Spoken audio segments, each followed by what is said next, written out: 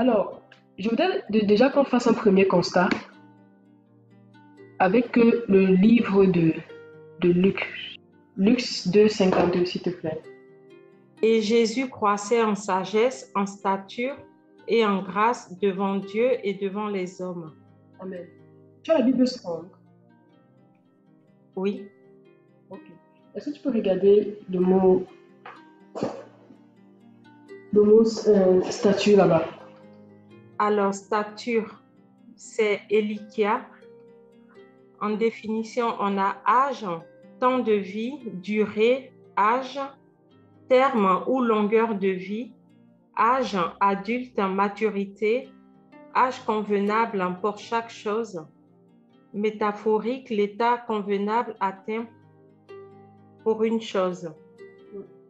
Stature, c'est-à-dire hauteur et grâce de la stature, généralement traduit par durée, stature, âge et taille.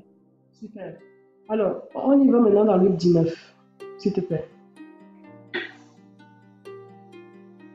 Pardon. Toujours dans la Strong? Oui, toujours dans la Strong. Pardon. Luc 19. Verset 1. Luc 19, verset 1. Je lis. Jésus, étant entré dans Jéricho, traversait la ville. Verset 2, s'il te plaît. Oui. Et voici un homme riche appelé Zachée, chef des publicains, cherchait à voir qui était Jésus.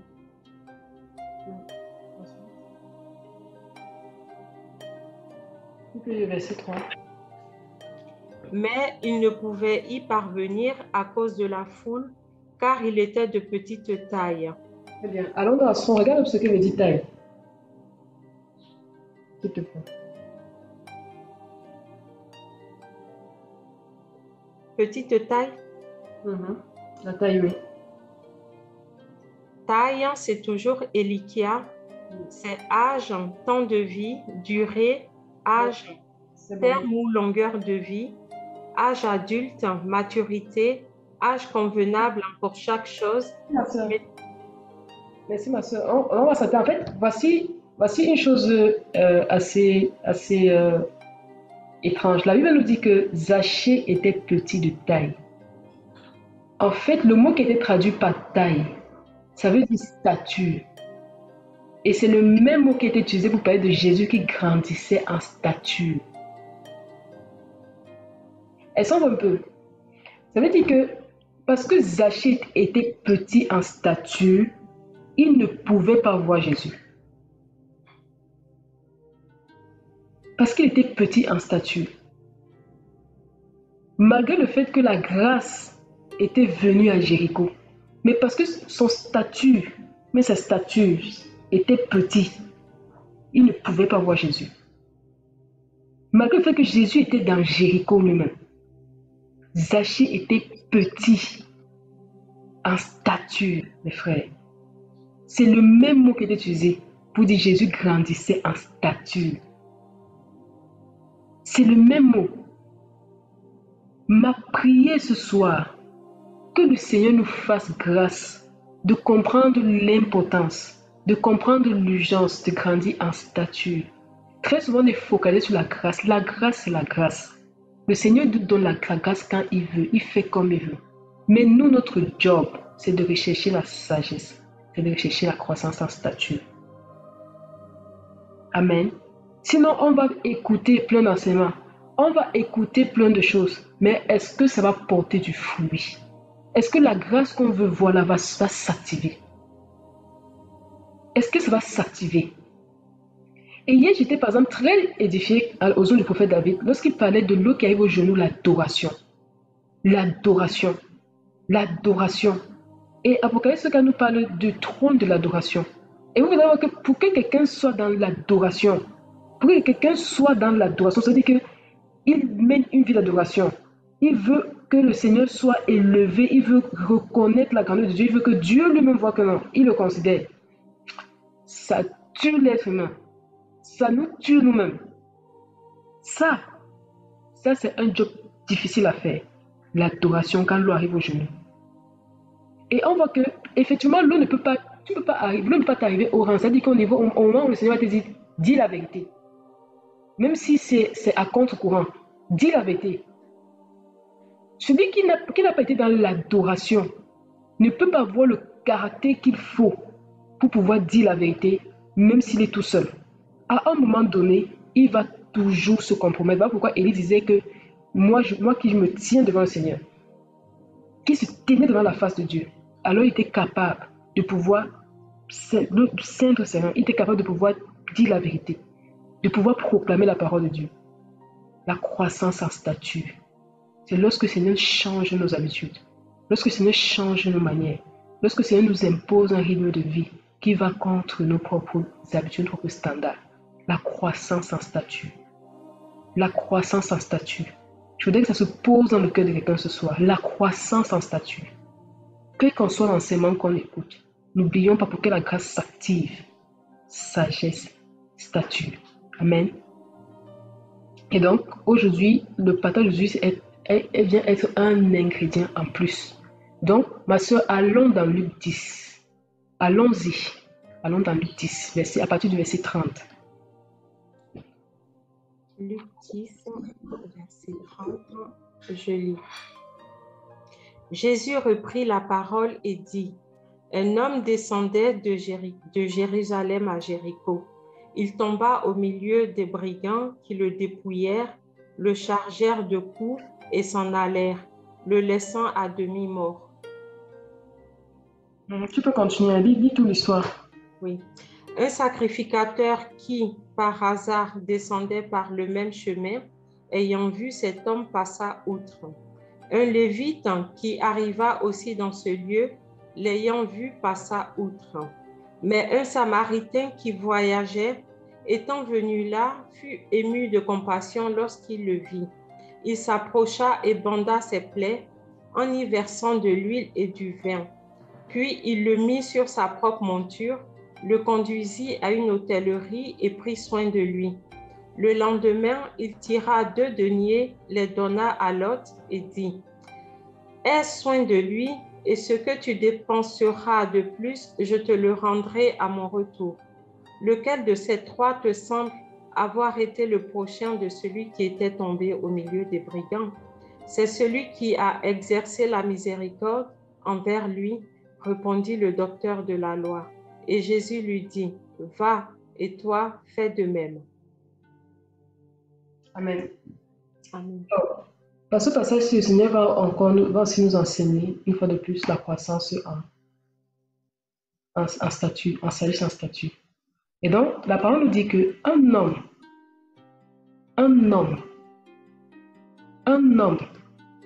qui faisait quoi? Qui descendait de Jérusalem à Jéricho. Cette première phrase aussi nous donne déjà l'état dans lequel l'homme était. Le mot homme, ici, qui veut dire anthropos, parle d'une personne, parle de l'homme avec la notion de faiblesse, la notion de faute. C'est quelqu'un qui peut à un moment donné être faible dans sa marche. C'est quelqu'un qui peut à un moment donné avoir commis certaines fautes. C'est quelqu'un qui peut à un moment donné avoir été blessé. C'est quelqu'un qui peut à un moment donné se sentir vraiment faible dans sa marche au fur et à mesure qu'il avance. C'est quelqu'un qui à un moment donné a perdu la paix parce qu'il quittait de Jérusalem. Il quitte de Jérusalem. Jérusalem, c'est le fondement de la paix. Et il s'en va à Jéricho. Donc, ça veut dire que spirituellement, on se trouve ici dans l'état d'esprit de quelqu'un qui est perturbé, de quelqu'un qui n'a plus la paix en lui-même. Les fondements de la paix de cet homme avaient été ébranlés. Ébranlés par quoi? Par plein de choses. Parce qu'on est tous à un moment donné blessés, que ce soit à l'extérieur, que ce soit au milieu des frères. On est tous à un moment donné blessés. Et la Bible nous dit qu'il va descendre, cet homme qui descend de Jérusalem pour partir à Jéricho. Jéricho veut dire lieu des parfums. Ça veut dire que le Seigneur dit ici qu'en fait, il avait perdu sa paix. Mais il essayait quand même de donner un sens à sa vie. Cet homme avait perdu sa paix. Il avait perdu son intimité avec Christ. Mais lui, il essayait quand même de trouver, il recherchait quand même du parfum à sa vie. Il recherchait quelque chose qui devait donner un sens à sa vie. Donc, si on veut voir ça de manière actuelle parfois dans nos assemblées, ça peut être une personne qui est ce qu'on appelle souvent rétrograde dans la foi. Quelqu'un qui a réellement perdu les fondements, il ne se retrouve plus avec Christ. Mais il va par tous les moyens quand même essayer de rechercher, de donner un sens à sa vie. Il peut sortir, il peut prêcher, il peut regarder les films, il peut écouter les enseignements, il peut faire plein de choses. Il cherche quelque chose. Il cherche quelque chose. Il veut qu'il y ait du parfum. Il veut qu'il y ait quelque chose dans sa vie qui lui donne encore du sens. Ça peut être une personne qui passe par des temps de maladie. C'est une personne qui veut que le Seigneur lui apporte de la paix. Mais il fait comme le mari de Naomi. Il va quitter Jérusalem, là où il devait rechercher sa paix, pour partir à Jéricho. Et la Bible nous dit que pendant qu'il descendait, pendant qu'il marchait, il va tomber. Il va tomber entre les mains des brigands. Et c'est en ceci que je voudrais prier que le Seigneur nous accorde, que chacun lui identifie le personnage qu'il joue très souvent. Que chacun s'identifie. Lui va tomber au milieu des brigands. Et quand on va regarder un peu la structure du mot tomber, si on regarde dans le grec, c'est péripito, donc ça vient de péri, qui vient de périn, mais le mot qui vient de texte, c'est plutôt qui veut dire descendre d'un lieu élevé vers un lieu bas, être jeté à terre. Ça veut dire tomber sous le jugement, venir sous la condamnation, descendre d'une position debout à une position de prosternation. Donc ça veut dire qu'on comprend ici que ce que le Seigneur est en train de dire, c'est que cet homme-là, lui, ce qui lui arrivait, c'était qu'en fait, spirituellement, il avait rétrogradé. Il avait perdu sa paix. Il n'est pas parti chercher la paix de Dieu là où elle était. Il a voulu partir, trouver un peu de saveur à sa vie. Voilà ce que veut dire le mot tomber au milieu. Tomber au milieu veut dire tomber sous la condamnation, tomber sous le jugement, être abattu.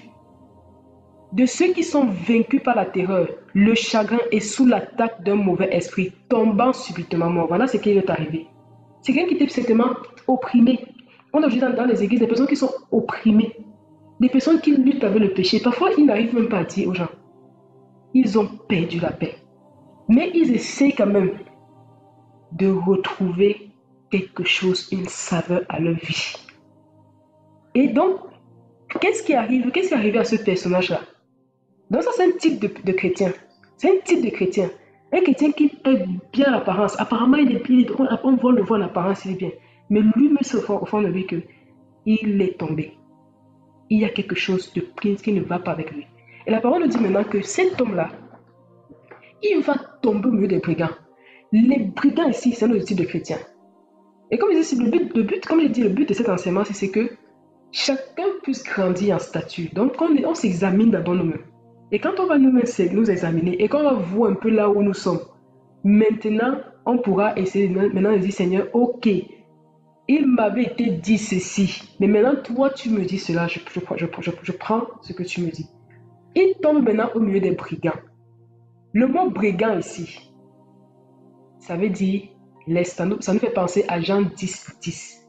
Jean 10, 10 nous dit que le voleur ne vient que pour voler, pour tuer et pour détruire. Donc, quand la parole nous dit qu'il est tombé au milieu des brigands, le Seigneur est ici en train de nous dire quelque chose, l'intention de ceux qui l'ont approché.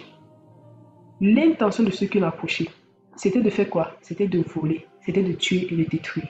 Il est tombé au milieu des brigands qui, l'ayant dépouillé et couvert de blessures, s'en allèrent et le laissant demi-mort. L'ayant dépouillé veut dire enlever, dépouiller quelqu'un de ses vêtements. Se dépouiller lui-même, enlever ses vêtements. Voici ce qui s'est passé avec cet homme-là. C'est quelqu'un qui était un chrétien qui a une vie de péché. D'accord? C'est un chrétien qui a une vie de péché. Et lui-même, il sait dedans de lui que sa relation avec Dieu a été brisée. Il a perdu sa paix. Et maintenant, tandis qu'il est en train de chuter, tandis qu'il est en train de descendre, qu'est-ce qui se passe? Il va tomber au milieu des gens, que la parole appelle ici les brigands, qui vont encore venir dépouiller le peu de vêtements qui lui restait. Ils vont venir encore exposer sa nudité. Ils vont venir encore l'exposer devant tout le monde. Ils vont venir le dépouiller. Ça veut dire que les vêtements nous parlent de l'œuvre que l'on fait, qui représente aussi notre justice. Et quand les brigands, quand les personnes de la catégorie des brigands viennent voir les personnes qui sont tombées, ce qu'ils font, c'est quoi? C'est qu'ils les dépouillent encore. On croyait que tu étais chrétien. Tu es hypocrite. Tu fais semblant. Le peu de vêtements sur lesquels s'attachaient encore, avec lesquels ils avaient une espérance de se couvrir des attaques, des blessures, c'est ça encore que les chrétiens brigands viennent arracher pour le laisser une fois nu. Ils ne font pas qu'arracher, ils vont le couvrir encore de blessures.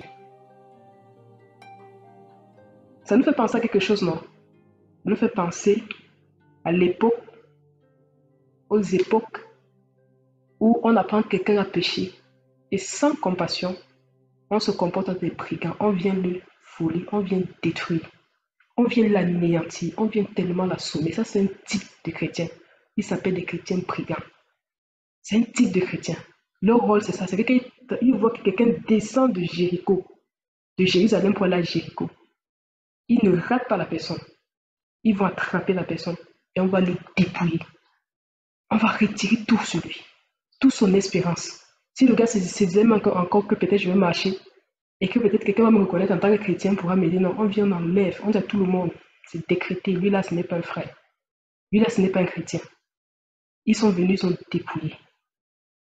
Ils ont dépouillé. Ils ont dépouillé. Ils ont retiré tout ce qu'il avait. Et non seulement qu'ils ont retiré tout ce qu'il avait, la parole dit qu'ils ont couvert cet homme de blessures. Les blessures ici nous parlent, ça veut dire calamité publique, des lourdes afflictions, une blessure, calamité publique, dénonciation publique. On te couvre de blessures. Ça encore, ça c'est ce que les chrétiens brigands font. Ça c'est un statut qu'ils ont. Et ce statut-là va les empêcher de voir Jésus. C'est pourquoi je prie que lorsque nous apprenons que quelqu'un, un frère a péché, que quelqu'un est tombé, par les compassions de Christ, nous ne serons plus des chrétiens brigands. Nous ne serons plus des chrétiens brigands. Nous ne serons plus des chrétiens brigands. On vit encore. Alors que le gars est plus dans la culpabilité. Parce qu'il se masturbe. Parce qu'il tombe dans l'impudicité. Parfois, on parle avec froideur. Ah, c'est parce qu'elle poursuivait le mariage. Elle est partie dans l'impudicité. Ah, c'est parce qu'elle ne pouvait pas se retenir. Ah, ce sont des faux, ce sont des gens qui font semblant. Du coup, une personne comme ça, si cette personne-là entend ses propos et que la personne avec encore un petit espoir, l'espoir est brisé. Le voleur vient pour voler, pour détruire, pour tuer. Son espoir-là est brisé. Son espoir est brisé. Et dans Ézéchiel 37, la parole nous parle des ossements desséchés, la vallée des ossements desséchés. Le jour où le Seigneur m'a personnellement enseigné dessus, je vous assure, je me suis beaucoup repenti d'avoir blessé ne serait-ce qu'une seule personne. Et j'ai compris pourquoi le Seigneur dit que si tu scandalises un seul de ses enfants, vaut mieux pour toi que tu n'aies même pas existé. Un seul, la vallée des ossements desséchés. Les chrétiens brigands envoient les gens là-bas. Comment? Quand on parle de vallée, on parle du creux qu'il y a en dessous des montagnes. C'est-à-dire que si on parle de vallée, on nous parle aussi de montagnes. Or, dans la parole, les montagnes étaient des caractéristiques de l'intimité. C'est-à-dire qu'on voit Moïse a reçu la loi sur la montagne. Élisée, c'était des hommes qui allaient à la montagne. Jésus lui-même allait à la montagne pour prier. Donc, la montagne aussi a une connotation de lieu d'intimité. La montagne a une connotation de ce que spirituellement, tu es en santé. Spirituellement, tu te portes bien. Et donc, c'est pour ça que la parole nous parle de la vallée des ossements desséchés. Ça veut dire que un chrétien qui descend de la montagne pour la vallée, un chrétien qui descend de Jérusalem pour Jéricho, et qui se trouve en face des chrétiens brigands, qu'est-ce qui se passe pour lui? Quand les gens voient qu'en fait, il est blessé et ils viennent encore augmenter, ils viennent encore le détruire, ça fait que le chrétien, lui, ce qu'il fait, c'est quoi? C'est que peut-être qu'il avait un peu de force, un peu d'espoir, qu'il pouvait quitter du bas de la montagne, d'où il est descendu pour monter. Mais les chrétiens se mettent au-dessus et le poussent, se projettent. Et il va tomber dans la vallée des ossements desséchés. Et là, il va se dessécher. Et c'est par ce mécanisme-là que le Seigneur m'a enseigné que voilà ce que les blessures font. Les blessures que l'on cause aux uns et aux autres et qui ne sont pas réparées, ça peut pousser les gens à quitter la montagne des ossements desséchés, la montagne pour partir tomber dans la vallée des ossements desséchés. Et s'ils restent dans la vallée et qu'ils n'ont plus de force pour monter et qu'il n'y a personne qui vient les tenir la main alors qu'ils sont blessés et qu'ils saignent et qu'ils perdent leur vie, qu'est-ce qui se passe? Ils vont mourir, ils vont sécher. C'est pourquoi la Bible nous dit que Jésus passait dans Jéricho. Passait dans Jéricho. Or, on se rappelle que Jéricho avait été maudit par Josué. Jésus passait dans Jéricho. Et c'est là où il a vu Zachée, qui était un homme qui ne grandissait pas en stature.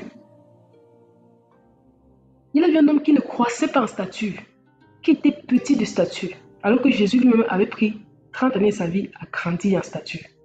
C'était à Jéricho. C'était à Jéricho. Donc, si on se souvient des personnes qu'on a souvent blessées, vraiment de grâce, parfois ce sont des personnes qui ne se sont jamais relevées. Ils sont allés dans le monde. Ils commencent à chanter, parfois avec une indifférence. Ah, telle soeur, elle est pour dans le monde, elle chante maintenant pour le monde et tout. Parfois une indifférence qui blesse Dieu. Le Seigneur a envoyé son prophète pour partir prophétiser pour que les ossements desséchés reprennent vie. Et nous, qui sommes-nous pour dire qu'on n'est même pas sûr si les gens sont sauvables? Qui sommes-nous pour dire leur place est en enfer? Même s'ils sont ossements desséchés, le Seigneur peut encore envoyer son esprit sur eux. S'il trouve un homme, un prophète qui est animé de ses sentiments, qui a assisté à son conseil, s'il trouve un homme pour intercéder, s'il trouve un homme qui va se mettre d'accord avec sa parole pour pouvoir faire revivre les ossements desséchés, le Seigneur peut faire revivre les ossements desséchés. Ça, c'est la croissance en statut. C'est lorsque notre caractère, c'est lorsque nos pensées, c'est lorsque notre amour grandit, tellement qu'on accepte de devenir en accord avec Dieu, en accord avec sa parole. Ça, c'est la croissance en statut. Parce que parfois, on peut être des prophètes comme Balaam, des prophètes qui s'opposent à Dieu, qui veulent que Dieu frappe les gens, qui veulent que Dieu maudisse les gens, parce que parfois ils nous ont fait du mal, parce que parfois on croit qu'ils ont trop blessé Dieu. Tellement que non, ce qu'ils méritent là tout de suite, c'est que Dieu les frappe. Et quand Dieu trouve de tels prophètes, il ne va pas par eux passer pour ressusciter les morts qui sont dans la vallée des ossements desséchés. Il ne va pas passer par eux. Parce que le sentiment, leur esprit est contraire à la parole de Dieu. C'est contraire à la parole de Dieu. C'est contraire à la parole de Dieu. C'est contraire à la volonté de Dieu. Ils ne sont pas animés des mêmes sentiments qu'ils sont en Christ. Amen. Donc, efforçons-nous à ne pas être des chrétiens brigands, à ne pas pousser les gens de la montagne pour qu'ils se dessèchent dans la vallée des ossements desséchés, mais que le Seigneur nous accorde d'avoir un caractère qui est comme son caractère. Un caractère, la Bible dit qu'alors qu'on était encore des impies, Christ est mort pour nous. Donc parfois on dit que les gens sont impies, on a seulement fini le tableau. Alors que la parole dit que même quand tu es dans le statut d'impie là, c'est là que lui est venu, il a dit je meurs pour vous. Voilà le caractéristique des chrétiens brigands.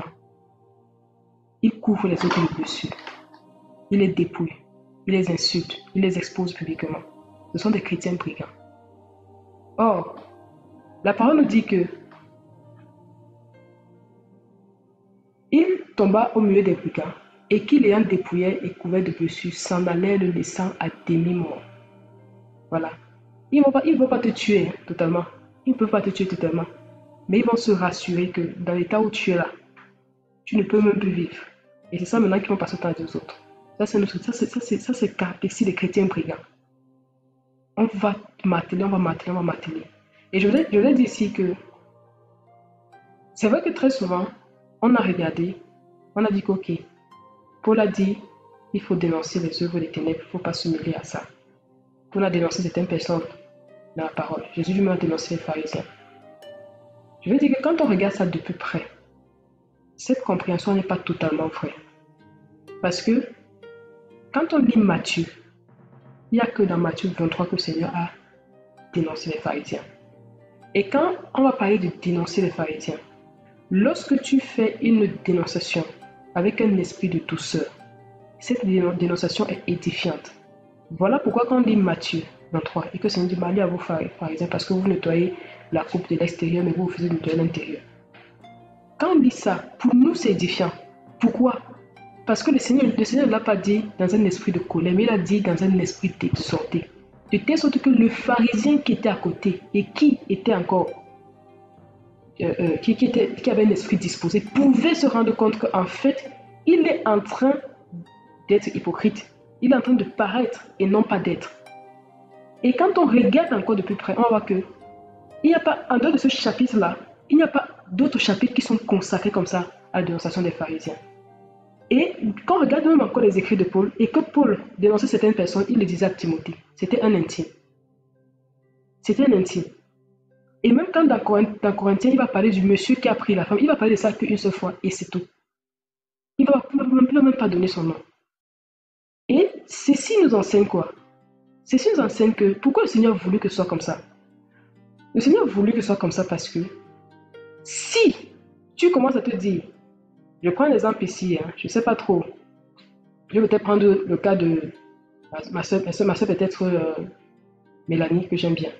Je prends peut-être le cas de ma soeur Mélanie. Supposons qu'aujourd'hui, j'ai peut-être quelque chose contre elle, que je trouve que c'est pas biblique. Et que du coup, je commence à dire, ok, elle ne marche pas conformément à la parole de Dieu, je vais la dénoncer. Je le fais aujourd'hui, ok, c'est Matthieu 23. Après quelques mois, quelques années, je dénonce encore la même personne. Après, je dénonce encore. Après, je dénonce encore. Quand on regarde la parole de plus près, on voit que cette approche n'est pas biblique. Pourquoi? Parce que le Seigneur n'a pas voulu faire un ministère de dénonciation dans la parole, parce qu'il sait que l'être humain ne change pas du jour au lendemain, ou du moins ne change pas forcément parce qu'on lui a dit.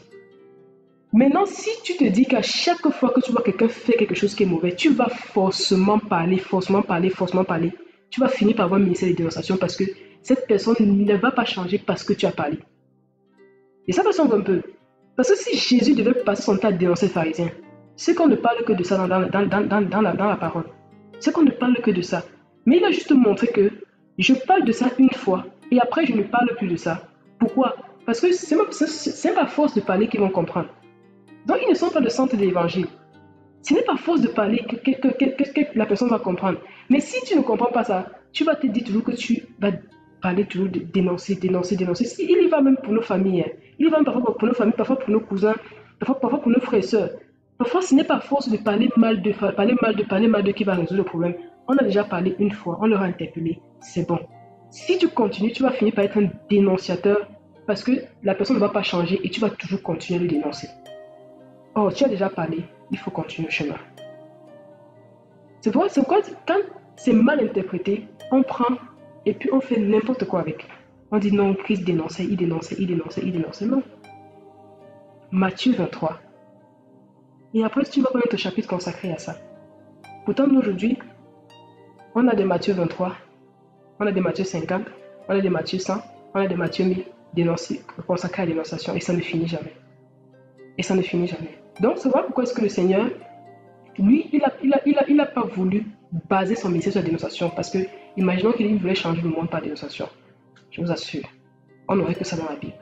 Donc, ne tombons pas dans ce piège-là. Quand on a déjà parlé une fois de sang tombé, le Seigneur va gérer. Concentrons-nous sur ce qui est le plus important. Et maintenant, quand la parole nous dit que ensuite, ils vont laisser des demi-mots vont partir. Et il y a un prêtre qui passait par là. Et c'est ici tout l'intérêt de ce que je voudrais que le Seigneur nous communique encore ce soir. C'est notre rôle en tant que prêtre. Pourquoi le Seigneur a pris l'image d'un prêtre? C'était des symboles. Parce que le prêtre, c'est une personne qui a pour rôle d'expier le péché des autres. Oui, le prêtre, son rôle dans la loi, il devait expier le péché du peuple. Il devait expier. Ça veut dire qu'il devait faire de telle sorte que le péché de la personne n'existe plus. Ça, c'était le rôle du prêtre. Ça, c'était le rôle du prêtre. L'expiation des péchés. L'expiation des péchés. Donc, au niveau de la loi, on peut voir ça dans Lévitique 16, 16. Ma soeur, c'est parce que tu peux lire. Lévitique 16, 16. Le rôle du prêtre, expier. Et c'est un truc qu'on doit retrouver dans la communion fraternelle. C'est un truc qu'on doit retrouver dans l'église aujourd'hui. Et ceux qui font ça aujourd'hui sont agréables à Dieu. Ceux qui aujourd'hui expient les fautes des autres, c'est possible. Hein, notre nouvelle alliance ici là. Dieu veut que lorsqu'on est dans une assemblée, qu'on expie les fautes des gens. On expie. Parce que c'est bon. Lévitique 16. C'est ainsi qu'il fera l'expiation pour le sanctuaire à cause des impuretés des enfants d'Israël et de toutes les transgressions par lesquelles ils ont péché. Il fera de même pour la tente d'assignation qui est avec eux au milieu de leurs impuretés. Amen. Job 1,5. Donc ça, c'est dans la loi. On va maintenant vérifier dans les Écritures avec Job 1,5. Donc, le Seigneur voulait que si je suis à côté de mon frère, de ma soeur, et que je vois que la personne a péché, la personne a fait quelque chose qui ne va pas, que j'expie son péché. Le Seigneur nous a donné la capacité là d'expier les péchés, les fautes des autres. En tant que prêtre, oh, il a fait de nous une nation de prêtres et de rois. Voilà pourquoi il a dit aux apôtres, ce que vous pardonnerez sur la terre, je vais pardonner au ciel. Ça veut dire que c'est arrivé à un moment donné où le Seigneur te donne le commandement. Il dit, tu décides de si moi je vais pardonner ou pas. Et pour que le Seigneur fasse ça, il faut qu'il te fasse confiance. C'est pourquoi quand on a des cœurs qui sont lents à pardonner, je vous assure, c'est quelque chose qui blesse Dieu. C'est quelque chose qui blesse Dieu. Parce que si nous, déjà, on n'expie pas, ce qu'on a fait dire à Dieu, n'expie pas aussi. C'est le prêtre qui devait faire le sacrifice d'expiation pour que les fautes du peuple ne soient pardonnées. Imaginons que le prêtre ne le faisait pas. Imaginons un prêtre qui ne faisait pas, qui refusait d'expier les fautes. Est-ce que le pardon devait être accordé au peuple? Je pose la question. Est-ce que le pardon devait être accordé au peuple? Le Seigneur avait dit que pour qu'il pardonne le peuple, il faut que le prêtre se mette là devant lui et porte sur lui les fautes du peuple pour dire, Seigneur, voici l'animal, voici le sacrifice, l'animal que je me suis arrangé à ce que l'animal soit parfait. Seigneur, ce que je veux là, c'est que tu pardonnes, c'est que tu effaces. Maintenant, imaginons un prêtre qui refuse d'exercer sa sacrificature, qui refuse de dire, Seigneur, je veux que tu pardonnes. À lui-même, en disant, ils ont trop péché là, moi je ne veux pas que tu pardonnes. Est-ce que vous pensez? Et sanctifiait ses fils, puis il se levait de bon matin et offrait pour chacun d'eux un holocauste. Car Job disait, peut-être mes fils ont-ils péché et ont-ils offensé Dieu dans leur cœur? C'est ainsi que Job avait coutume d'agir. Amen. On comprend pourquoi le Seigneur dit que le mari est converti et sanctifié par la femme. Parce que son rôle, ce n'est pas qu'elle parle au Seigneur d'accuser son mari, mais c'est d'expier ses fautes. Je dis, Seigneur, il ne faut pas donner. Et on va voir comment est-ce que le Seigneur veut, de manière pratico-pratique, qu'on expie les fautes. Je vous assure, moi j'étais choquée quand j'ai lu ça. J'étais choquée quand le Seigneur m'a ouvert les yeux dessus. Ton rôle, mon rôle, c'est d'expier les fautes de nos frères et sœurs, de nos maris, de nos frères et sœurs dans le Seigneur qui nous ont blessés, qui se sont méconduits. Le Seigneur ne veut pas qu'on soit des chrétiens brigands. Il ne veut pas qu'on soit des chrétiens brigands. Quand on a appris qu'ils ont péché, on les a dépouillés du peu de vêtements qu'ils avaient. Le Seigneur ne veut pas ça. C'est la croissance en stature. C'est la croissance en stature par lequel le Seigneur va activer la grâce. Une personne qui abonde en amour, c'est une personne qui va abonder aussi en puissance. C'est une personne qui va abonder en talent, en capacité d'aider les gens. Si c'est que tu te dis, Seigneur, je veux aider les autres, Je veux aider les autres. Seigneur, si je vois quelqu'un qui est en difficulté, Seigneur, donne-moi l'appel de Barnabas de pouvoir le consoler. Le Seigneur va te oindre beaucoup, beaucoup, pour que tu consoles beaucoup, beaucoup. La grâce augmente dans ta vie. La grâce augmente dans ta vie. La grâce augmente dans ta vie. Oui, prions comme ça. Pour que la grâce que l'apôtre Barnabas avait, de consoler, les gens sont tellement blessés dehors. Que ce soit dans les... En tout cas, tout le monde est blessé. Moi, je crois pas qu'il y ait une personne qui n'est pas blessée dans le monde ici. Je ne crois pas. Il y en a seulement qui ont guéri. Et qui sont capables d'aider d'autres personnes. Mais je crois pas qu'on est tous, on est blessés, soit par nos pères, soit par nos mères. On est tous blessés à un moment donné. On ne peut pas dire qu'on est tous blessés. On est tous blessés. Et permettez-moi de vous donner un témoignage. Avant d'aller en Côte d'Ivoire, j'avais prié, j'avais dit Seigneur, je veux pouvoir amener vers les personnes qui sont dans besoin de consolation, d'être guéries des blessures. J'avais tellement prié pour ça. Et j'aime beaucoup le ministère de Barnabas. C'est un frère, c'est un modèle. Ce frère est trop un modèle. Barnabas est un modèle. Un modèle. J'aime trop la vie de cet homme-là. Barnabas consolait les autres. Il les exhortait, il les aidait à rentrer dans leur paix. Il les aidait, il les fortifiait, il les relevait. Barnabas n'était pas un chrétien brigand, non. Et les gens qui ont le ministère de Barnabas, ce sont les gens qui ne cherchent pas forcément à marcher avec les personnes populaires, non. Mais quand ils regardent les personnes faibles dans l'assemblée là, c'est vers eux qu'ils aiment partir pour les aider. Pour les aider. Et donc, j'avais demandé ça au Seigneur. Et moi, je me disais que non, j'allais m'asseoir comme ça. C'est comment que j'avais vu. Moi, j'aime partir des assemblées. Je m'assois seulement. Des gens qui ne sont pas connus, les gens qu'on méprise là parce qu'ils ne prêchent pas, parce qu'ils ne disent pas les choses, on dit Amen, Amen, Réma, tout ça là. C'est vers eux là que moi j'aime partir. Parce qu'ils sont inconsidérés. Le Seigneur est venu pour les gens qui étaient méprisés. Parce que tout le monde veut toujours marcher avec le prédicateur. Tout le monde veut toujours marcher avec la chantre. Et les gens alors qui sont les veuves, les pauvres là, qui les gèrent, on ne les gère pas souvent trop. Donc j'aime bien partir de ces personnes-là. Et je me disais que c'est comme ça allait se passer. Mais j'étais surprise que les gens venaient même vers moi naturellement. J'étais toujours en train de parler à quelqu'un. Du premier jour à la fin, je ne connaissais pas les gens. Je me demande comment est-ce qu'ils me connaissaient. Mais cela me suis rendu compte que c'est puissant. Quand tu veux du fond de ton cœur consoler les gens, Dieu lui-même, il dit aux gens, tu as tes problèmes, va lui dire. Il y a aussi une autre soeur comme ça. Les gens étaient toujours en train de passer là pour parler. Et c'est une soeur qui a un cœur de mère. Elle est maternelle. Elle a un cœur de mère.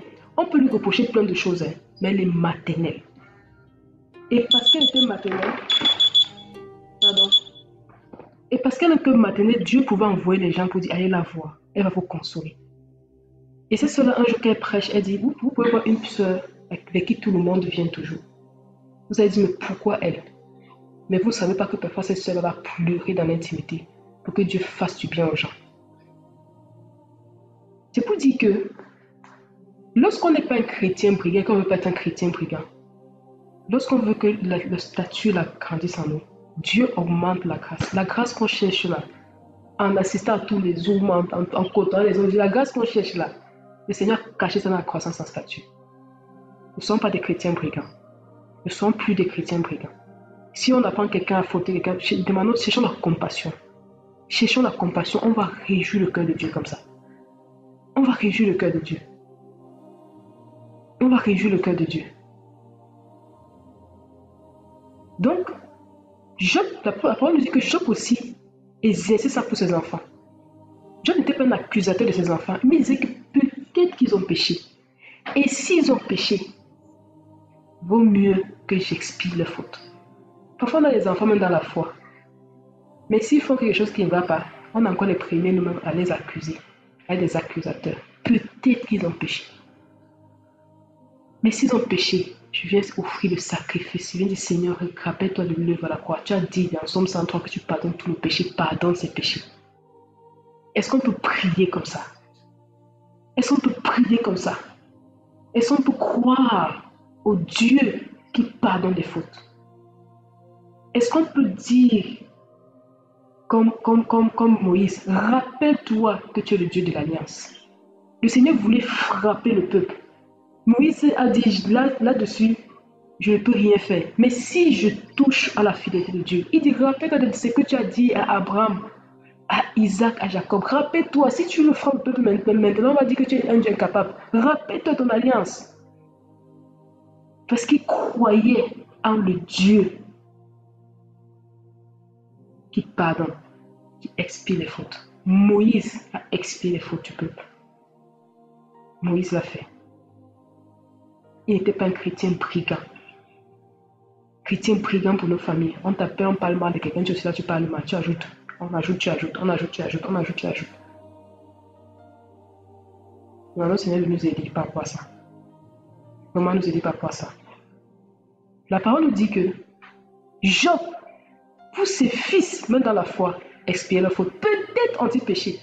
C'est-à-dire que, j'imagine un peu quelqu'un, un père dans la foi aujourd'hui, qui n'est même pas au courant de ce que ses fils font, ou bien du moins il sait qu'ils font de tout, mais qui de temps en temps quand même va rester là-bas prier pour eux. Seigneur, peut-être qu'ils ont péché, mais je te prie, pardonne-les, qu'ils montrent-leur voie, montre la voie, montre-leur le chemin. Peut-être que dans l'immaturité, ils ont fait des choses qui t'ont blessé. Pardon, c'est-à-dire que Job n'avait même pas l'élément sur lequel s'appuyer. Il était seulement dans le peut-être. Et son peut-être n'était pas un peut-être qui soupçonne le mal. Mais le peut-être de Job est un peut-être qui expie les fautes. Ça, c'est la place des intercesseurs, des prêtres. C'est la croissance en statut. Ça active la grâce. Ça active la grâce. Peut-être ont-ils péché. Sinon, je prie pour ma soeur telle. Je prie pour mon frère tel. Et peut-être a-t-il péché. Que pardonne. Petit qui je dans ses voies.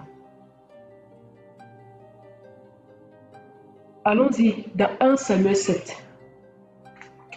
C'est 1 à 10, mais on ne croit pas qu'on va lire tout 1 à 10. Tu vas un peu lire à partir du verset 7, voir. 1 Samuel 7. Les Philistins apprirent que les enfants d'Israël s'étaient assemblés à Mitzpah, et les princes des Philistins montèrent contre Israël. À cette nouvelle, les enfants d'Israël eurent peur des Philistins. Je continue. Je continue. Tu as quel verset là? Je suis au verset 8. Ok, continue jusqu'au verset 10.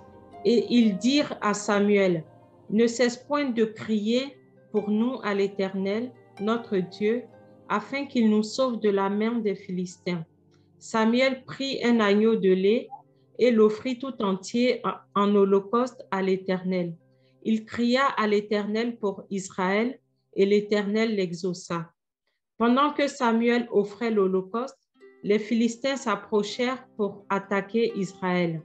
L'Éternel fit retentir en ce jour son tonnerre sur les Philistins et les mit en déroute. Ils furent battus devant Israël. Amen. Amen. Est-ce que ce passage est puissant? C'est trop fort. La parole nous dit que les Philistins, l'ennemi oppressait Israël. Comme ce monsieur-ci, qui tombait entre les mains des brigands. Ce monsieur-ci représente vraiment Israël. Qui tombait, non pas devant les Samuel, mais plutôt devant les brigands. Qu'est-ce que les brigands font? Nous ne sommes plus comme ça. Nous ne sommes pas comme ça.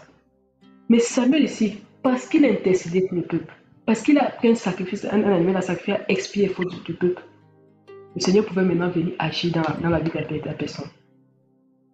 C'est ce que nous devons souvent faire. Pour nos familles, nos parents ne sont pas convertis comme ça parce qu'on n'a pas, même nos frères et sœurs, parce qu'on n'explique pas le faute devant le Seigneur. Parfois, nos maris ne sont pas convertis parce qu'on n'explique pas le faute. On est des accusateurs, on les garde dans le cœur. Un prêtre qui n'explique pas les fautes. Si Samuel n'explique pas les fautes du peuple, est-ce que le peuple n'aurait pas été battu par les Philistins? Est-ce que Dieu aurait pardonné le peuple? Voilà pourquoi le Seigneur nous a donné, j'avais dit, le ministère du pardon. Parce qu'il savait que, c'est un peu comme s'il disait, c'est quand tu vas pardonner que je vais pardonner et que je vais venir agir. Pour ceux qui sont mariés, expions les fautes des autres. Ne les gardons pas dans le cœur. On est en train de retenir la main de Dieu sur eux. On est en train de retenir la faveur de Dieu sur leur vie. Et on les garde dans le cœur. On n'explie pas leurs fautes et on demande au Seigneur de les toucher. Par quel moyen? Ils seront toujours opprimés. Parce que la parole nous dit que c'est après ça, donc maintenant que le Seigneur est venu. Et il arriva que Samuel faisait monter, que pendant que Samuel faisait monter l'Holocauste, que les Philistins s'approchaient pour combattre contre Israël. Pendant que il était en train de faire monter cet holocauste-là pour réjouir le cœur de Dieu, les Philistins étaient en train de venir opprimer Israël. Mais à cause du sacrifice, à cause d'un prêtre, à cause de quelqu'un qui était un expiateur, l'oppression que l'ennemi devait faire sur ton mari, sur tes enfants, il ne peut plus le faire. Sur ton parent, il ne peut plus le faire. Pourquoi? Parce que tu as expié. Parce que tu as expié. Parce que tu as expié.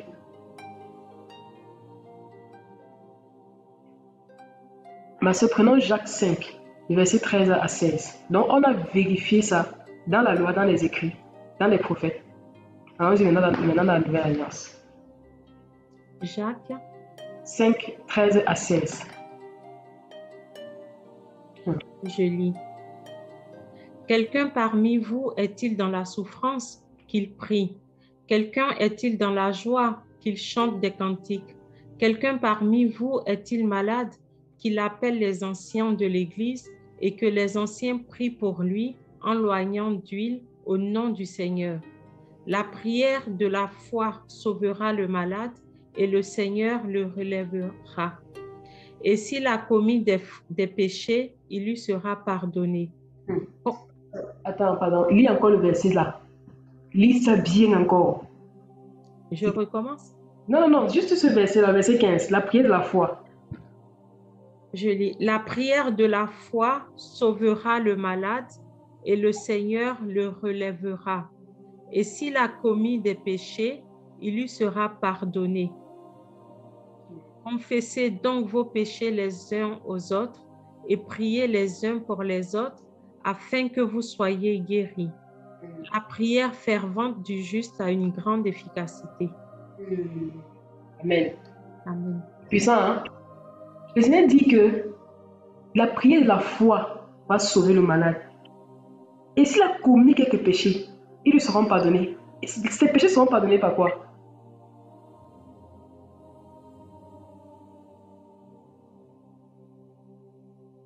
Si on s'en tient au verset, la prière de la foi va sauver le malade. Et s'il a commis quelques fautes, ils lui seront pardonnés. Ces péchés-là seront pardonnés par quoi? Par la prière de la foi.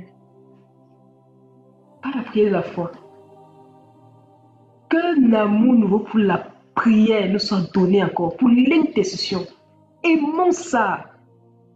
Je vous dis, du coup, la couronne des intercesseurs, là, ce sera trop grand au ciel. Ce sera trop. Ce sera trop.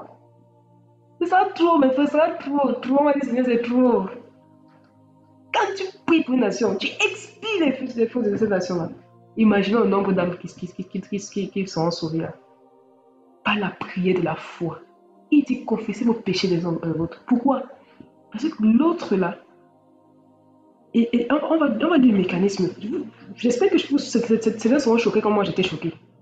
La prière de la foi sauvera le malade. La prière de la foi, et s'il a commis des fautes à cause de la prière de la foi faite par des personnes qui prient pour lui, il sera sauvé. On est dans une génération où quand quelqu'un est malade, a perdu un de ses enfants, il y a un frère qui avait perdu 3 enfants. Et un jour, et parfois les gens se demandaient est-ce que ce n'est pas parce qu'il a péché que ça lui arrive. Est-ce que vous vous rendez compte? Que quelqu'un est encore affligé par le décès de son enfant, et du coup tout le monde pense que c'est parce qu'il a péché. On dépouille encore le peu de vêtements qu'il avait. Les chrétiens brigands ont la langue qui peut tuer, qui tue. Les chrétiens brigands, c'est comme ça qu'ils sont. Leur langue tue. Ils volent, ils ne te volent pas, ils te frappent, ils te blessent jusqu'à ce qu'ils te laissent à demi-mort. Là, ils sont sûrs qu'ils ont fait le bon boulot et ils s'en vont. Ils s'en vont. La prière de la foi sauvera le malade. Ma soeur, allons-y encore. Un dernier passage. 1 Pierre 4:8. Et s'il a commis quelques fautes, peut-être que c'est la conséquence de la masturbation, peut-être que c'est l'impudicité, peut-être que c'est le mensonge, peut-être que c'est le vol, peut-être que c'est la pédophilie, peut-être que c'est l'homosexualité, peut-être que c'est quoi? S'il a commis quelques fautes, ça lui sera pardonné. Parce que tu as prié pour lui.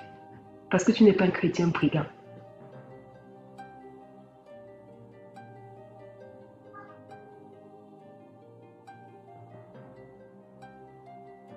C'est bon, ma soeur? Oui, oui. 1 Pierre 4, 8. Oui, 1 Pierre 4, 8, je lis.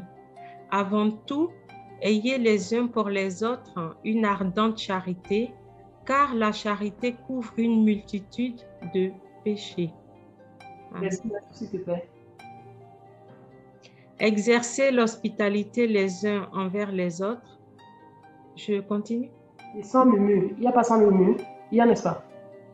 Avant tout, ayez les uns pour les autres une ardente charité, car la charité couvre une multitude de péchés. Exercez l'hospitalité les uns envers les autres sans murmure. Amen. Amen. Donc, la parole dit ici que l'amour couvre une multitude de fautes. Et c'est là où, je voulais aussi que bénir le Seigneur qui nous amène là. Le problème là, même parfois là, c'est l'amour. Et je disais à une sœur, je ne sais plus trop de quoi elle parlait, elle me disait, je sais plus trop, elle disait qu'elle demande la maîtrise de soi et de la patience et plein de choses. Et je lui ai dit, demande de l'amour. Demande juste l'amour. Parce que quand on aime, on développe la patience naturellement. Mais si tu veux être patient sans amour, tu prieras et tu prieras. Mais l'amour amène la patience. Et l'amour fait que on ne diffère. En fait, l'amour naturellement. Il n'y a pas beaucoup de mamans qui passent le temps à dire à tout le monde les fautes de leurs enfants. Non. Il n'y a pas beaucoup, ouais, ça existe. Car parfois sont possédés et tout. Mais une maman normale, elle ne veut pas que son enfant soit mal vu à l'extérieur. Même si l'enfant à la maison est n'importe comment, elle couvre quand même. Elle couvre quand même. Le but de couvrir ici, c'est quoi? Parce qu'on va dire que oui, il faut couvrir quand la personne se repentir, machin. Qu'est-ce que le Seigneur appelait couvrir ici? Le mot couvrir, c'est ce que tu peux regarder derrière la stronge du mot couvrir. Oui. Alors, couvrir, c'est calypto, c'est cacher, voiler, couvrir d'un voile, empêcher la connaissance d'une chose. Donc, ça veut dire que quand l'amour couvre une multitude de fautes, le Seigneur dit pendant que quand tu connais quelque chose, tu sais que ton frère, on va prendre l'assemblée, a fait quelque chose qui est mauvais. Le fait ce que tu n'en es pas de dire à tout le monde, mais de couvrir. C'est-à-dire que tu ne vas pas rapporter aux gens. Là, toi-même, tu as déjà fait. Tu as fait comme les fils de Noé ont fait. Tu couvres. Ensuite, calypto, qui veut dire qui était traduit par couvrir. Maintenant, on nous dit que calypto, là, qui était traduit par couvrir, vient de 2 mots. Je ne sais pas si tu sais voir. Tu sais voir la descendance des mots. Alors, je vais... Il y a un premier qui veut dire klepto. Oui. Qui de crypto. Voilà. Ce que tu as trouvé, c'est quoi? Alors, c'est... je lis tout ce que je vois là. Cacher, voiler, couvrir d'un voile, empêcher la connaissance d'une chose. Voilà. Couvrir, couvert, oui. Okay. Donc, attends. Donc, le mot calypto. Ah oui, j'ai vu, oui. Voler, dérober, commettre un vol. Voilà. Emporté par un voleur, pris à la dérobée. Donc, regarde un peu. Donc, le mot calypto qui veut dire cacher, voiler, couvrir. La pensée profonde de ça, il dit, dans ce mot calypto-là, c'est composé de 2 mots. Klepto qui veut dire voler. Voler. Dérober. C'est-à-dire que c'est vraiment quelqu'un qui vient voler. Ensuite, il y a le mot crypto. Est-ce que tu sais ressortir juste pour voir le deuxième mot à côté, le deuxième son à côté qui veut dire crypto? Oui. Ça veut dire quoi? Alors, le deuxième, c'est caché, être caché, métaphorique, caché, ce qui ne doit pas devenir connu. Très bien. Voici la pensée derrière ce mot. Le mot se dit que l'amour couvre mes de faute. L'amour couvre. Je couvre d'abord un. Ensuite, je vole la faute. Dérober, voler. Je vole la faute. Je vole la faute, je m'en vais la cacher où? Dans le lieu secret. Et c'est dans ce lieu secret-là que j'expie. L'amour couvre mes de faute, c'est ça. Ce n'est pas que on est indifférent. Non, ce n'est pas ce que la parole enseigne. Ce n'est pas que non, il a fait ça, je fais comme si je n'ai pas vu, je continue ma vie. Ce n'est pas ça. Et parfois, beaucoup de femmes ont mal compris ça, même dans le cas de la soumission. Elles se sont dit, il fait n'importe quoi, je fais ma bouche, c'est la soumission. Et parce qu'elles n'ont pas compris que même quand tu fermes ta bouche, c'est fermer la bouche active. Parce que tu fermes ta bouche, mais tu prends son péché, tu voles son péché, tu ne vas pas expier devant le Seigneur. Et comme elles n'ont pas compris ce principe, elles ont vécu un phénomène d'accumulation jusqu'au jour où elles se séparent. Mais l'amour couvre une multitude de fautes. Voilà ce que le Seigneur dit derrière. Je ne fais pas connaître, mais je vole. Ça veut dire que ces choses ne m'appartiennent pas. C'est la faute de quelqu'un. Ça ne me concerne même pas. Mais moi, je me sens concerné par ça. Je vole ça. Je vais devant mon Père et dis, Seigneur, expie. Aide-le. L'amour couvre une multitude de fautes. Cette personne est d'accord avec. Donc, désormais, quand on apprend qu'un frère ou une soeur a péché ou quoi que ce soit, même dans nos familles physiques et tout, volons la faute. Ça peut être quelqu'un qui est tombé dans l'impulsé là-bas. Ça peut être quelqu'un qui est parti chez le marabout là-bas. Parfois, on peut parler comme ça, vraiment, cette famille, sûrement, je ne sais pas jusqu'à quand est-ce qu'ils vont comprendre. Non, vole la faute, va expier. Vole la faute, va expier.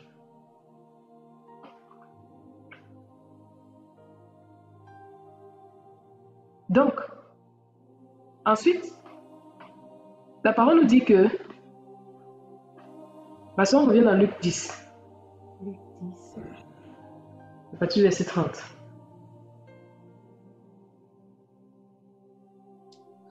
Luc 10, verset 30, oui.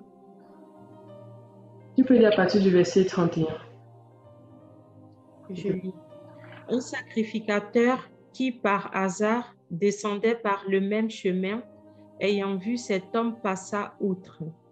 Regardons, il y a quelque chose d'absolument fort ici, que le Seigneur voulait sortir.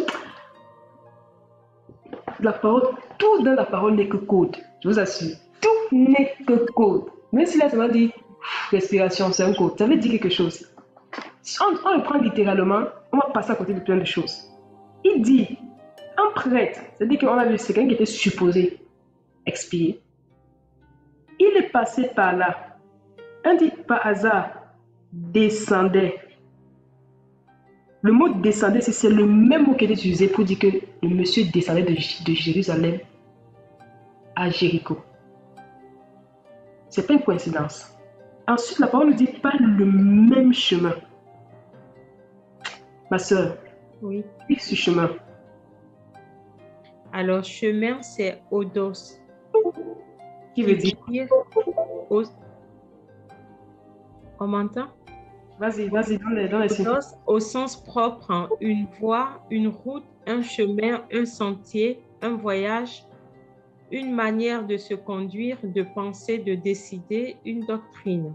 Voilà. Donc, voici ce que le Seigneur dit. Le Seigneur dit que le prêtre, ici, descendait pas le même chemin. Le mot chemin, ça veut dire que ce prêtre avait la même manière de se conduire que cet homme qui quittait de Jérusalem pour aller à Jéricho. Donc, ça, ce sont des paraboles. Quand le Seigneur le disait dans le grec là, les gars comprenaient tout ce que ça voulait dire. Ils comprenaient le sens des mots. Non, la traduction nous fatigue. Le Seigneur nous accorde vraiment des hommes qui lisent le hébreu et le grec là pour nous sortir les vérités de la parole profonde. La traduction nous fatigue. Le Seigneur nous dit que voilà un prêtre qui avait les mêmes pensées que lui. Il pensait comme cet homme-là. Il se conduisait de la même manière. C'est-à-dire qu'une manière de se conduire.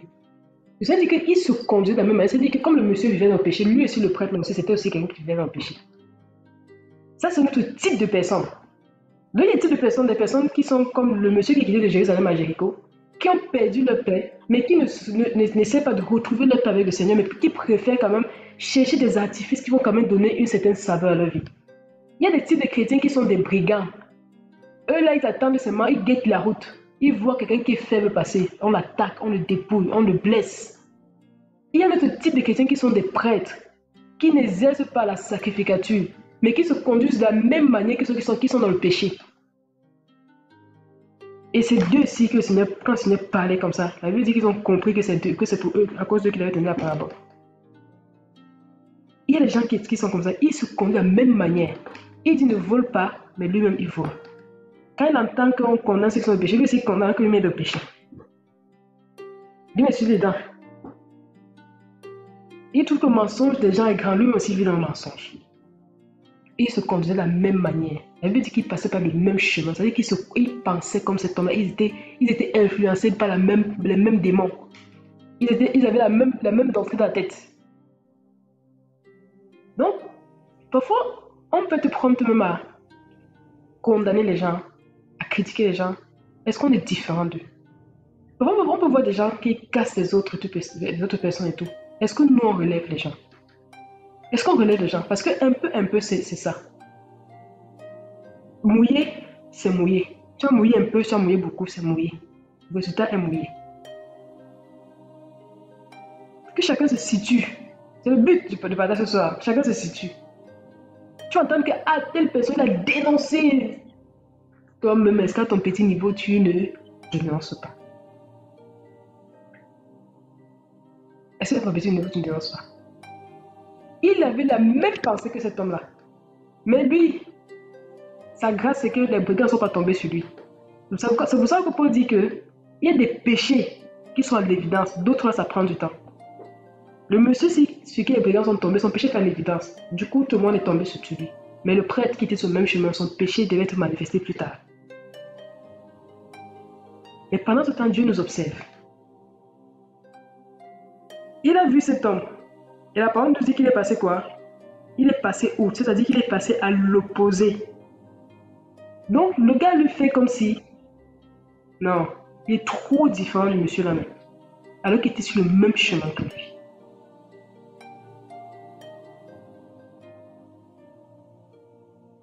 Et ce sont des attitudes que si on ne travaille pas, la croissance en grâce ne va pas se déposer sur nous. Non, ça ne va pas se déposer sur nous. Sacrificateur.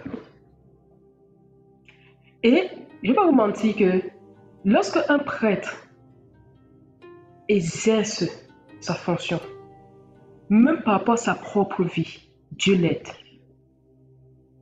Dieu l'aide. Si tu pries pour des gens qui sont des menteurs, que le Seigneur les aide, toi-même, le Seigneur va te montrer que souvent tu mens. Souvent même tu rentres avant leur boulot.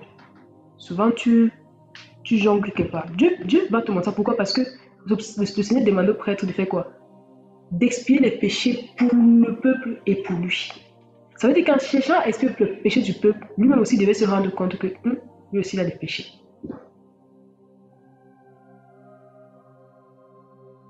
Parfois, tu vas prier pour que les gens soient enflammés par Dieu, enflammés d'amour pour la parole et tout. Dieu va te dire que toi-même, est-ce que tu es enflammé par la parole? Tu veux que je fasse ça pour les autres? Est-ce que j'ai rien fait pour toi? Du coup, l'intercession t'aura aidé. L'eau que tu voulais que le Seigneur verse sur les gens là, il commence d'abord à verser sur toi. Tu grandis en grâce. Il y a quelque chose en toi qui s'active.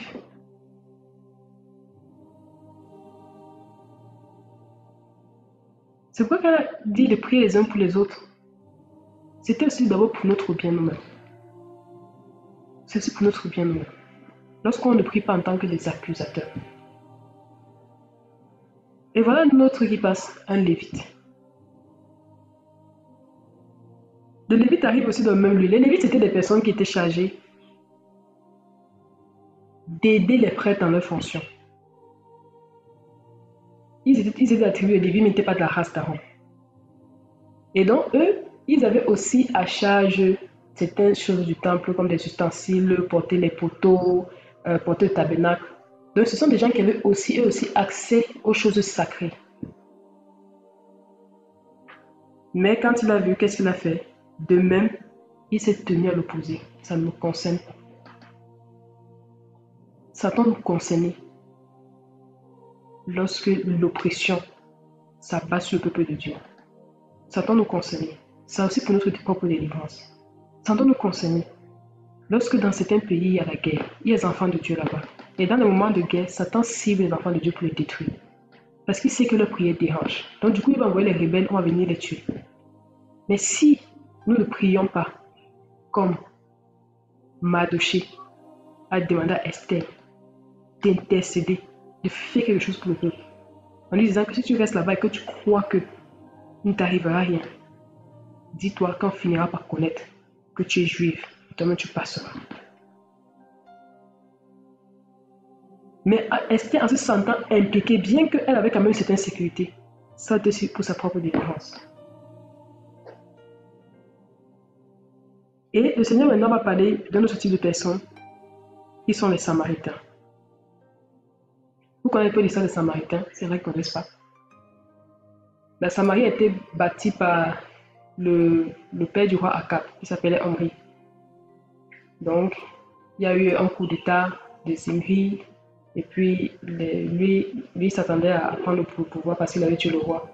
Mais le peuple a plutôt choisi Omri. Donc, c'est lui qui a bâti la Samarie, une ville qu'il appelait la Samarie, et c'est à partir de là maintenant que tous les rois d'Israël ont commencé à rester, à vivre, à diriger Israël à partir de là. Et donc ça, c'est une période où on a déjà Israël divisé en deux. Donc il y a ce qu'on appelle Juda, il y a ce qu'on appelle Israël. Je donne un peu comme ça parce qu'il y en a qui sont nouveaux convertis parmi nous. Donc, c'est un peu une petite historique. Et donc, du côté de Juda, il y avait parfois les rois qui étaient bien, qui servaient Dieu. Parfois, il y avait des rois qui ne servaient pas Dieu. Et du côté de la Samarie, tous étaient des rois qui ne servaient pas Dieu. Tous étaient des rois impies. Tous. Du début à la fin. Tous. Jusqu'à ce que c'était de trop, le Seigneur les a déportés. Et il y a une partie du peuple qui est revenue vivre, et cette partie du peuple-là a été mélangée et mixée et métissée. Donc, la parole nous dit ici que le Samaritain, c'est quelqu'un qui pratiquait une religion mixte. Donc, il y a deux enseignements ici là. Le premier que le Seigneur veut nous donner à travers le Samaritain ici, c'est que parfois, et très souvent, il y a des gens que l'on voit qui ne connaissent pas Dieu, qui sont mixtes. Parfois Dieu, parfois les traditions, parfois Dieu, parfois le monde. Ils sont mélangés. Parfois on peut les mépriser. Mais eux, ils ont un caractère que nous devons avoir au niveau de la compassion. Et quand le chrétien croit qu'il est lui la lumière du monde et que lui va toujours montrer à tout le monde comment se comporte et que lui, jamais il va apprendre de personne. Je vais donc utiliser l'image, c'est un code encore, l'image du Samaritain ici. La définition dit bien que les Samaritains n'étaient pas de pure race juive et pratiquaient une religion mixte. Leur religion était mélangée, ressemblait à celle des Sadducéens, mais ils reçurent facilement l'évangile de Philippe. Donc, même quand vous êtes au travail, je vous dis, si Dieu ne vous a pas encore enseigné ça, il va vous enseigner. Et l'humilité de vous dire que vous pouvez s'apprendre des autres personnes. C'est une humilité. Parfois, tu as un collègue, lui, il est rigoureux. Tu vas apprendre la rigueur chez lui. Parfois, tu as un collègue, lui, il est ponctuel. Chez lui, tu vas apprendre la ponctualité. Parfois, toi, tu dis que tu es la lumière du monde, mais négligent dans tes rapports, négligent dans ton travail, en retard, qui n'est pas professionnel. On ne va pas t'en vouloir de ne pas être professionnel parce qu'on a tous un début. Mais si tu entres seulement là-bas, crois que c'est tout le monde, tu vas tout apprendre à tout le monde et que tu ne vas rien apprendre des gens. Le Seigneur va utiliser les inconvertis là pour te mettre à l'ordre. Et ça fait mal. Quand c'est un inconverti qui te reprend, je te dis, c'est là où le témoignage du chrétien. Ça fait mal quand c'est un inconverti qui te reprend. Toi-même, tu sens que tu as dérangé. Tu vas encore venir du Père de Jésus. Toi-même, tu as grillé les cartes. Donc, quand on est quelque part, il y a des Samaritains. Et la particularité de ces Samaritains, c'est qu'ils ont l'huile, ils ont le vin. Ils ont quelque chose qui peut nous être utile, qui nous sera utile. Ils ont un caractère qu'on doit prendre. Ils ont parfois une grâce qu'on doit absorber d'eux. Oui. N'ayons pas la prétention de croire qu'on ne peut apprendre que des chrétiens. On apprend aussi des inconvertis. On apprend aussi des inconvertis. La preuve, ce sont ceux qui nous forment professionnellement. On apprend aussi. Parfois même dans le caractère. Moi, j'ai ma team leader, elle est professionnelle. J'aime son management. Parfois, je dis à mon mari, j'aime son management. Avec elle, j'ai appris un peu du management. Peut-être inconverti. J'ai appris du management parce que ça m'a dit que j'ai des choses à apprendre. Donc, quand je m'assois comme ça, je sais que c'est tel collègue. J'ai appris le professionnalisme. Un autre, il est rigoureux, il est toujours constant. Depuis que je travaille là-bas, il est constant. Il ne se connecte jamais au travail après 7h30. C'est rare. Il est constant. Il est constant. Donc, ce sont des personnes sûres que tu sais que non, lui. Et pourtant, il fume. Mais sa constance m'a interpellé. Il est constant, discipliné, organisé. Donc, quand je regarde, je sais que je dois apprendre ça, je dois apprendre ça de lui. Ma team leader, elle est la femme qui dirige. Elle ne dirige pas en imposant tout. Mais elle sait imposer son management. J'ai appris ça aussi chez elle. Il y a un autre, un Indien. Lui, il est professionnel. Il est prudent. C'est-à-dire que quand je le comme ça, je dis waouh, comment on fait? Ça, c'est quelque chose que je dois apprendre. Je l'observe pour apprendre quelque chose de lui. Mais si je me dis seulement que je suis la lumière du monde, tout le monde va apprendre de moi. Je vais passer à côté de plein de choses. Je vais passer à côté de plein de choses. J'écoutais un témoignage de Joshua Selman. Il disait qu'il avait quelque part prêché. Et là-bas, on lui a dit que là-bas, les gens vivent en moyenne, c'est 120, je dis 120 ans comme ça, 100 quelque chose d'années. Et il a fini, il devait quitter. Il a demandé qu'il reparte là-bas. Il est reparti. Il est parti là-bas, il a demandé à rencontrer. On l'a amené chez un papa comme ça. Il a dit qu'il est venu voir papa là. Il dit, papa, je suis venu pour que tu pries pour moi. Parce que je ne sais pas s'il a dit prier. Bref, pour que la grâce de la longévité qui est sur vous dans cette communauté-ci là, que je reçoive ça. Le témoin de cet apôtre-ci m'a parlé. C'est le message Impartation Mystery. Impartation Mystery, un truc comme ça. Il explique ça à l'intérieur. Il est parti voir le monsieur. Et on lui a montré la femme d'un monsieur. Le monsieur a vécu vraiment bien longtemps. Il était décédé. Et Joshua m'a dit que non. La Bible dit que les deux deviendront une seule chair. Donc, si le monsieur a la grâce, c'est qu'elle a la grâce. Il a dit à la femme là, bénis-moi pour que je reçoive la grâce de la longévité. Il dit qu'il est 120 ans, ils sont comme les gens de 60 ans. Il est demandé aux inconvertis de transmettre. Je vous assure, le témoin de Joshua Selman, ça redéfinit les choses dans ma tête. Ça redéfinit les choses dans ma tête. J'ai compris que même de nos parents convertis, il y a des choses qu'on doit recevoir d'eux. Je vous dis. N'ayons pas la prétention de croire que parce qu'on se convertit, ne sont pas convertis, on n'a rien à recevoir d'eux. On a des choses à recevoir d'eux. On a des choses à recevoir d'eux. On a des bénédictions à prendre d'eux. On a des bénédictions à prendre de nos parents. Et comme l'expliquais la dernière fois, c'est l'énigme de Samson. De celui qui mange est sorti ce qui se mange. Du fort est sorti le tout. Samson était parti dans la carcasse du lion. Est-ce que vous imaginez la carcasse du lion? Ça devait sentir. Et imaginons ça en vrai. Il devait peut-être avoir les asticots. Il devait avoir les odeurs.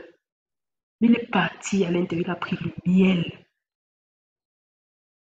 Il a eu l'humilité de partir chercher le miel dans la carcasse du lion. Parfois, nos parents, c'est aussi ça.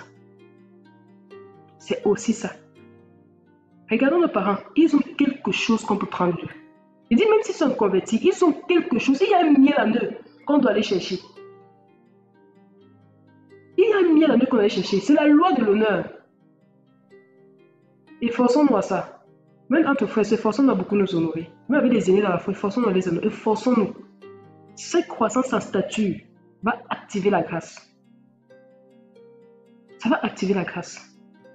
Parfois, il y a des parents qui sont intègres. Ils ne connaissent pas Dieu, hein, mais ils sont intègres. Mais toi, le chrétien, tu peux encore parfois bagarrer pour être intègre. Dieu t'a beaucoup enseigné l'intégrité. Mais si seulement tu peux reconnaître le miel dans la carcasse qu'est ton père, qu'est ta mère, qu'est ta tante, qu'est ton frère converti, tu vas profiter de quelque chose. Du fort est sorti le doux. Et de celui qui mange est sorti ce qui se mange. Puissions-nous trouver ce qui se mange. Ce qui se mange.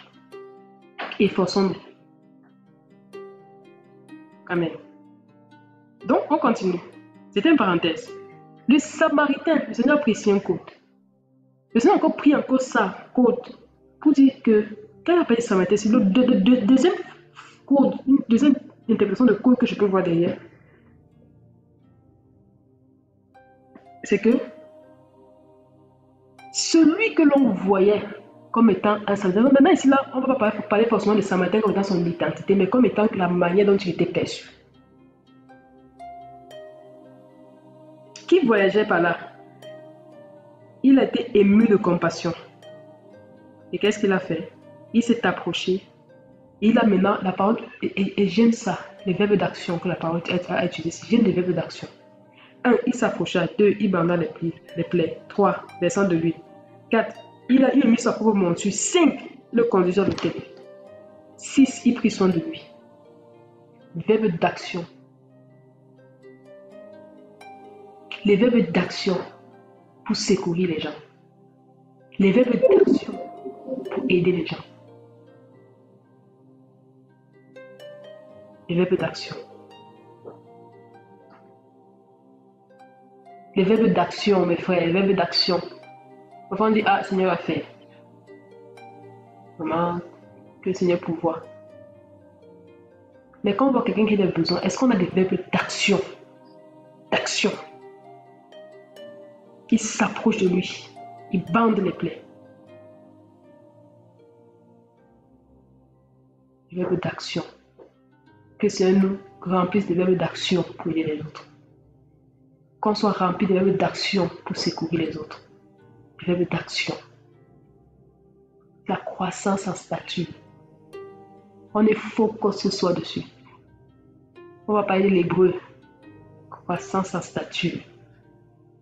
Il faut que le Seigneur nous regarde comme ça. Il voit sa vie en nous. Il voit la vie en nous. Il faut que quelqu'un nous regarde comme ça. Il voit la vie. Il ne va pas seulement être bourré de connaissances, mais il voit la vie. Les verbes d'action. C'est-à-dire que ce sont des actes. Il y a un mouvement. Et regardons quelque chose de magnifique. On dit il banda ses plaies. Le verbe d'action. Bande les plaies. À cause des blessures, Satan égare trop les gens.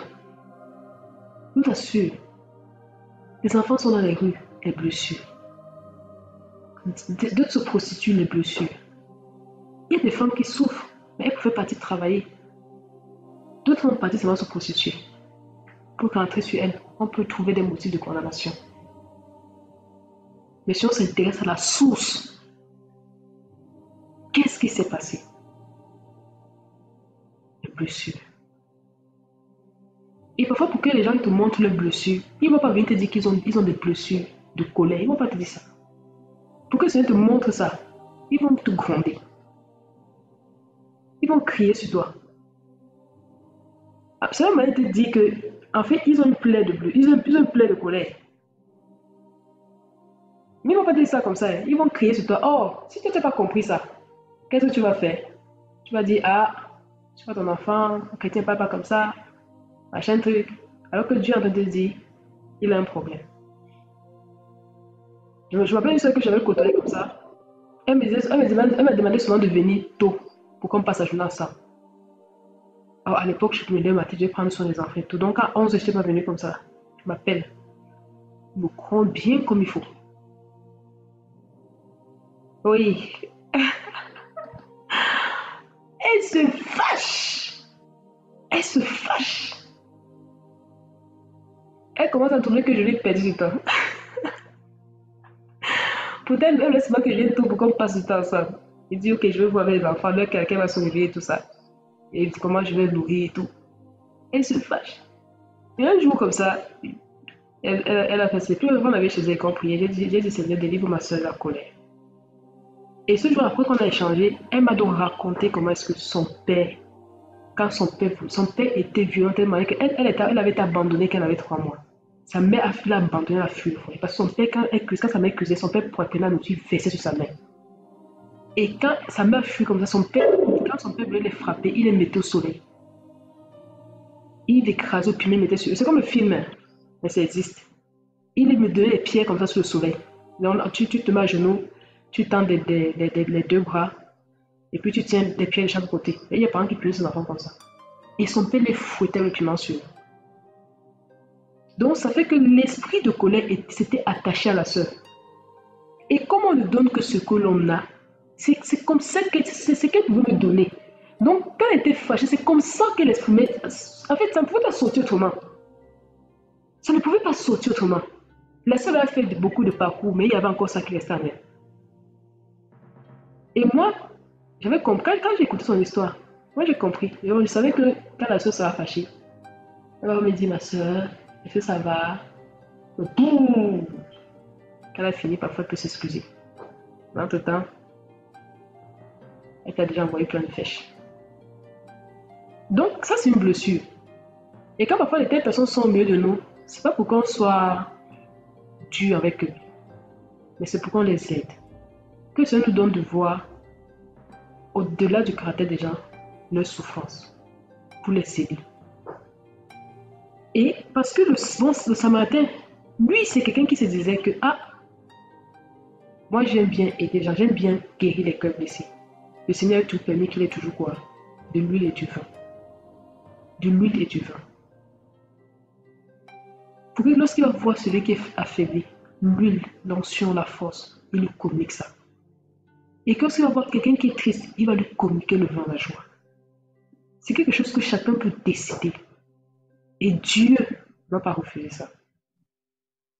C'est quelque chose qu'on peut décider dans notre marche chrétienne. Dit Seigneur, on veut être des sels, on veut donner la saveur aux gens. On veut donner la saveur aux gens. Même si tu prêches, si tu partages l'évangile à quelqu'un, ne partage pas dans le but de l'impressionner, partage le but de ce que ça va lui apporter quelque chose. C'est ça que le Seigneur regarde. C'est ça qu'il regarde. On ne peut pas partager dans un motif d'orgueil pour montrer aux gens comment on connaît la parole. Mais est-ce que ce que tu dis là, tu as mis l'intention d'ajouter la personne?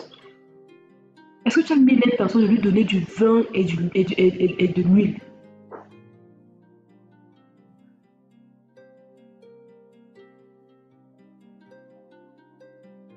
Il a bandé ses plaies, il a versé du vin et de l'huile. Il a pris sur il a mis sur sa propre monture. Il a porté sur lui, comme le Seigneur demandait. Le prêtre dans ses vêtements, il a porté les pierres qui représentaient les tribus d'Israël. Il devait porter ça sur lui. Oh Seigneur. Ensuite, il a conduit. Il a conduit. Le mot conduit ici veut dire amener avec soi. Amener avec soi. Oh, que le Seigneur nous accorde. Lorsqu'on voit les gens qui sont blessés, lorsqu'on a même pensé, qu'on les amène avec nous. Lorsqu'on ne sait pas de quoi, on les amène avec nous. Et qu'on se rassure dans la prière que la guérison est complète. Le Seigneur disait qu'il ne veut pas qu'on pense la blessure de son peuple à légère. Parce que les prêtres avaient pensé la blessure de son peuple à légère, le Seigneur s'est mis en colère. Il a dit, je vais venir, je vais exercer mon jugement. Parce que vous avez pensé les plaies, mais à la légère. Mais à la légère. Mais à la légère. Oh, le bon Samaritain, celui qu'on regardait, qui n'est pas forcément les rémas, lui, il savait que lorsqu'il pense une plaie, le but c'est que ça guérisse. Et il veillait à ce que ça guérisse.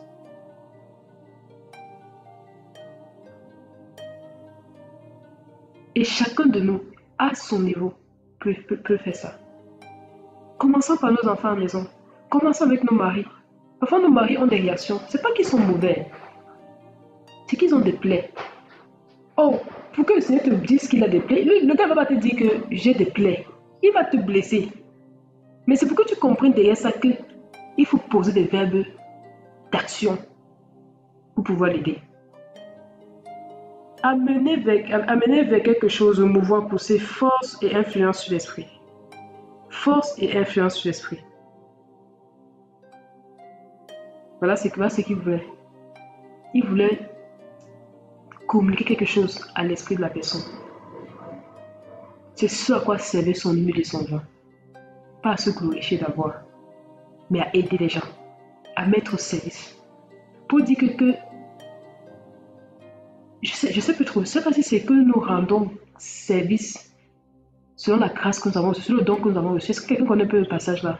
J'ai lu ça hier. C'est parce que chacun met au service les uns des autres le don qu'il a reçu. Est-ce qu'on connaît un passage comme ça? Est-ce qu'on peut regarder? Quelqu'un peut regarder pour moi. Nous mettez au service des uns des autres le don que vous avez reçu, un truc du genre. Le vin et l'huile qu'il avait, c'était pour ça. Et il a dit, et il a mené à l'hôtellerie et il prit soin de lui. Mais parce qu'il ne pouvait plus, qu'est-ce qu'il a fait? Il a confié au maître d'hôtel. Et il a dit au maître d'hôtel, prends soin de lui. Oh, quel amour! Que le Seigneur inonde nos cœurs ce soir de cet amour. Que le Seigneur inonde ce soir nos cœurs. 1 Pierre 4, verset 10.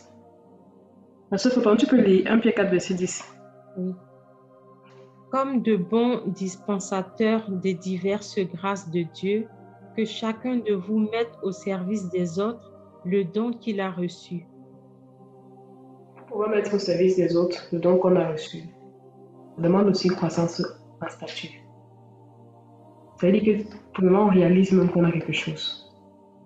Et ensuite, on dit, Seigneur, je veux que ce soit utile pour ton corps. Je veux que tu le mettes au service de ton corps. Mais c'est chacun qui doit décider de le faire. C'est chacun qui doit décider de le faire.